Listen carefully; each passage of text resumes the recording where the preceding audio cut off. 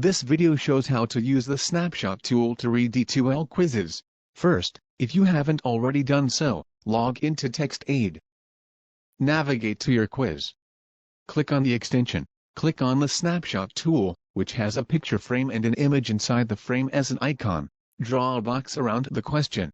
The OCR takes place, and the information is then read out to you. The only way to read parts of Brightspace with ReadSpeaker TextAid is to use the bookmarklet. Draw a box around your answer choices. The OCR takes place, and the information is then read out to you.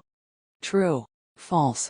Select your answer and continue to the next question. Let's skip down to an essay question and read our answer. Use the same process as before. This is my answer. You can also use the same process for a fill-in-the-blank question. Roses are. And violets are. Type in your answers. Use the snapshot tool to read your responses. Red, blue. Continue with the same process for your other quiz questions.